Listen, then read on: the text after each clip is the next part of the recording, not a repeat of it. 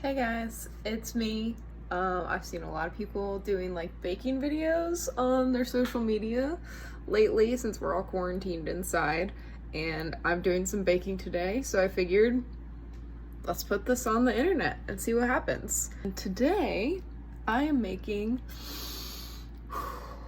brown butter salted butterscotch cookies, and they're gonna be out of this world, but I've never made them before, so here we have all of the makings of an excellent batch of cookies. We got 2 sticks unsalted butter. We got a half a cup of sugar. We have 1 cup packed, don't just gently set it in there, pack that of, well, the recipe says dark brown sugar, but I don't know what that means. So hopefully light brown sugar is good enough. We've got 1 egg plus another egg yolk. They're supposed to be at room temperature. Mine are not, so we'll just see what happens. 2 teaspoons of vanilla extract. Pure vanilla extract if you're nasty. We need 2.5 cups of all-purpose flour. 1 teaspoon of cornstarch. 1 teaspoon of baking soda. A half teaspoon of salt. We've got 2 tablespoons of milk. And then the recipe that I'm using originally does chocolate chips, but I'm feeling a little bit more creative and outside the box, so I'm using butterscotch, and also I don't have any chocolate chips. These are called brown butter salted butterscotch cookies, so obviously the first step is brown the butter. Yum!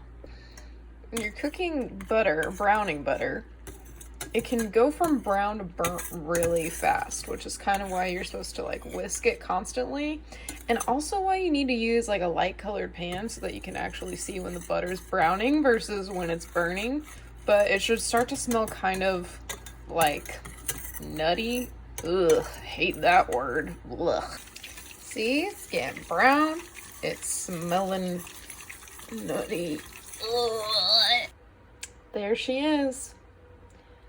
Looks like pee. I need both hands for this, so I'm not gonna be able to film it, but it needs to go in the fridge to solidify. It could take up to an hour for your butter to chill until it's solid. So use this opportunity to take a break. Have some wine, do some self-care. Do a mask, who knows? I, for one, am gonna take this opportunity to show you my bitchin' apron. It is Wonder Woman, and yes, my body does look like that underneath there. Ta-da! There she is. She's looking great. She's looking solid. She's looking thick. The first thing that we are going to do with this is get it in the mixer and get it whipped up. And she's smooth. She's creamy. We're going to add first the sugar. Now the brown sugar. And remember, it's got to be packed like your bags for that trip you were gonna take before coronavirus ruined everything. Whoop. Then we add the egg. Oh heck. 2 teaspoons of vanilla. Teaspoons. If you add 2 tablespoons of vanilla, you're gonna have a bad time. Now, in a separate bowl, you're gonna whisk together your dry ingredients. You got your flour, your cornstarch, your baking soda, and your salt. Lots of different kinds of white.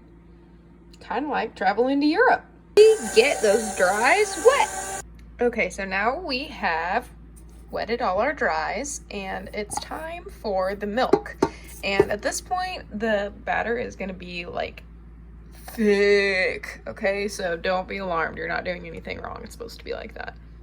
Milk. She thick. Now it's time for the morsels. The recipe says 1.5 cups, but I don't subscribe to that sort of propaganda, so I'm measuring this with my heart. That looks really good. I'm gonna get serious for a second. Just come in close. It's gonna be okay. We're gonna get through this together. This part is the hardest part. You have to take the delicious, beautiful cookie dough that you just made with your love and your soul and your heart, and you have to put it away for 2 hours to chill in the fridge.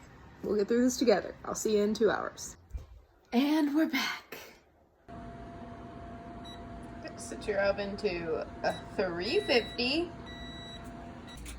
How much is enough to make a cookie out of? Who knows?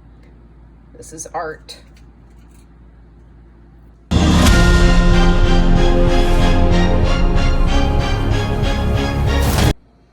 Bake them for 10 to 12 minutes. It's like gold. Mmm. Yum.